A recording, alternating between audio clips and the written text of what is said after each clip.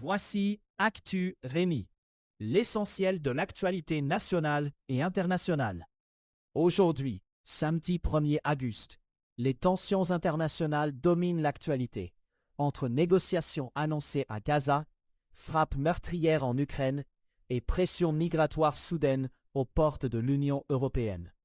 Au Canada, l'approbation d'une grande mine en Ontario et la saison des feux en Colombie-Britannique retiennent l'attention, pendant qu'un dossier criminel lié à la haine progresse devant les tribunaux. Géopolitique. Le président Donald Trump annonce qu'un cadre d'entente a été atteint pour un désarmement complet du Hamas. L'annonce prévoit aussi un retrait des forces israéliennes de la bande de Gaza. Le dispositif est présenté comme un cadre appuyé par les États-Unis, visant un changement durable de contrôle et de sécurité sur le territoire. Le Hamas dit avoir accepté ce cadre, qui conduirait à l'abandon de ses armes et de son contrôle sur Gaza. En Ukraine, des frappes russes à Kiev ont fait au moins 9 morts, selon les autorités ukrainiennes. La capitale a été visée par une nouvelle attaque nocturne de missiles balistiques. Des séries d'explosions ont retenti, déclenchant des alarmes de véhicules stationnés dans les rues. L'attaque s'inscrit dans une phase d'escalade, marquée par des frappes balistiques plus meurtrières sur la capitale ukrainienne. Le contexte politique reste tendu autour des capacités de défense aérienne, alors que Donald Trump tergiverse sur une autorisation liée à des systèmes patriotes. En Espagne, un afflux massif de migrants a frappé Ceuta, une ville autonome espagnole en Afrique du Nord. Jusqu'à environ 50 000 personnes ont franchi la frontière depuis le Maroc en seulement 24 heures. Les autorités espagnoles font état d'au moins 57 morts, dont des personnes noyées en tentant de rejoindre Ceuta à la nage. La ville, qui compte environ 85 000 habitants, a été débordée par l'arrivée soudaine. Le Premier ministre Pedro Sánchez a dénoncé une violation de l'intégrité territoriale de l'Espagne. Madrid a déployé des troupes et des ressources pour renforcer le dispositif sur place. Selon des responsables espagnols, plus de 48 300 personnes étaient déjà retournées au Maroc après l'afflux initial. L'épisode a déclenché des tensions politiques en Europe, avec des critiques visant la gestion espagnole des frontières. L'Italie a suspendu son accord de libre circulation avec Madrid, sur fond de crispation autour de l'espace Schengen. Au Moyen-Orient, la guerre en Iran s'inscrit désormais dans la durée et s'étend à de nouveaux fronts. Le conflit, que Donald Trump disait devoir durer 4 à 5 semaines, est entré dans son 6e mois. Des analystes suivent l'élargissement des fronts et ses effets sur l'équilibre régional. L'impact est aussi examiné du point de vue des intérêts américains et des risques de propagation. Canada. Le gouvernement fédéral approuve le projet minier Crawford Nickel dans le nord de l'Ontario. Ottawa affirme que le chantier attirera 5 milliards de dollars d'investissement. Le fédéral promet 5 000 emplois pendant la construction de la mine. Le plan prévoit aussi 1 300 emplois pour la phase d'exploitation. Le projet s'inscrit dans une dynamique d'approvisionnement en nickel, un métal clé pour plusieurs chaînes industrielles. En Colombie-Britannique, des équipes luttent contre un important feu de forêt près de Clinton. Les pompiers ont mené une opération d'allumage planifié, une technique utilisée pour limiter la progression du feu. La province compte plus de 100 feux de forêt actifs. Plus de 30 ordres d'évacuation restent en vigueur sur le territoire britanno-colombien. La fumée continue de couvrir certains secteurs, y compris autour de plans d'eau et de zones forestières. À Winnipeg, un homme a plaidé coupable à des accusations liées à la propagande haineuse en ligne. Il a admis avoir préconisé le génocide et avoir volontairement fomenté la haine par des publications sur les réseaux sociaux. Les actes visaient à la fois des musulmans et des juifs.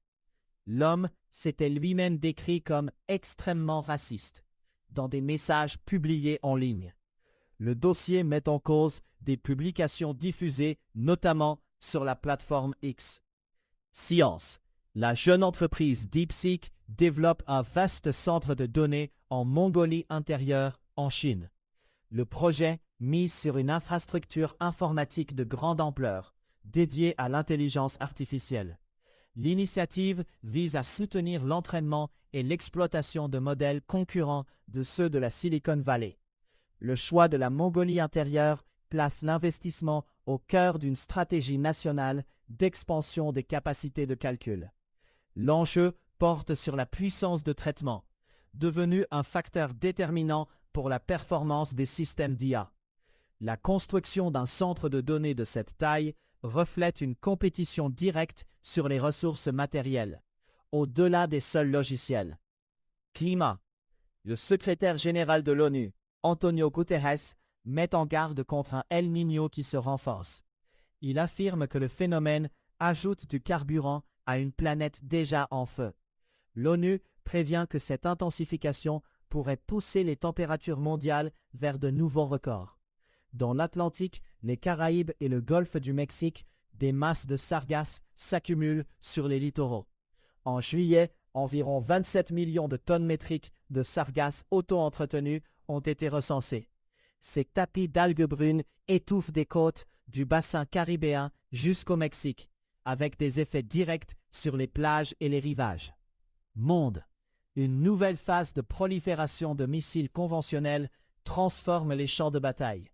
Des armes balistiques se diffusent à un rythme sans précédent, après des déploiements observés en Iran et en Ukraine.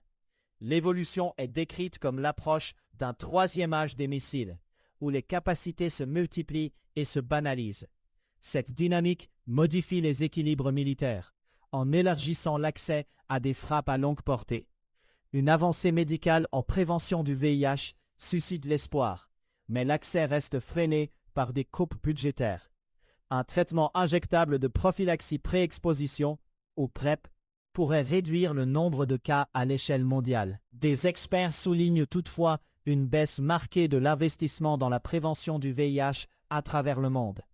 Ils pointent aussi l'effet direct des coupes à l'USAID, qui limitent l'accès à des programmes et à des outils de prévention.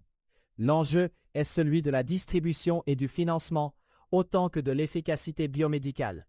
Au Ghana, l'archevêque de Canterbury réaffirme un engagement financier de 100 millions de livres. Sarah Moulali dit soutenir ce fonds destiné à aider des communautés affectées par l'esclavage. Elle s'est exprimée lors d'une visite au château de Cape Coast, un fort du XVIIe siècle. Lié à la traite transatlantique. Elle y a exprimé un regret et un lament face à l'implication historique de l'Église d'Angleterre dans l'esclavage. Le fonds de 100 millions de livres demeure controversé, tout en étant présenté comme un geste de repentance. Économie. Sur les marchés des matières premières et des devises, l'or s'établit à 4 044 $ américains, en baisse de moins 0,3% sur 24 heures. L'argent se négocie à 58 $ américains, en baisse de moins 0,9% sur la même période. Le Bitcoin évolue à 63 058, en baisse. Le dollar canadien s'échange à 0,712 $ américains. Couche-Tard prépare une expansion majeure en Europe avec une acquisition annoncée en Pologne et en Roumanie. L'entreprise s'est entendue avec les principaux actionnaires du groupe polonais Żabka. La transaction est évaluée à 12 milliards. L'opération vise un réseau de plus de 13 000 dépanneurs en Pologne et en Roumanie. L'accord renforcerait l'empreinte de Couche-Tard sur le marché européen, après des années d'attente des investisseurs pour une grande transaction. Aux États-Unis, une note visible du secrétaire au Trésor Scott Bessent a déclenché des questions sur une opération de change. Le document évoquait l'achat de yens japonais entre 5 et 10 milliards de dollars américains. La note a été aperçue lors d'une réunion du cabinet à Camp David, alors que des journalistes pouvaient filmer une partie de la séance. La simple mention d'un achat de yens à cette échelle alimente des spéculations sur l'intention américaine d'intervenir sur les marchés des devises. À Londres, l'indice FTSE 100 est annoncé en route vers son meilleur mois depuis les premières attaques américaines contre l'Iran, il y a 5 mois. Les grandes entreprises britanniques résistent malgré les perturbations liées au Moyen-Orient. Le même suivi signale Une hausse des prix de l'essence au Royaume-Uni, autour de 1,60 livre le litre. Ce niveau est présenté comme le plus élevé depuis que Donald Trump a ordonné de nouvelles frappes. L'actualité financière du jour évoque aussi Leopold Aschenbrenner, 24 ans, né en Allemagne, lié au secteur de l'IA.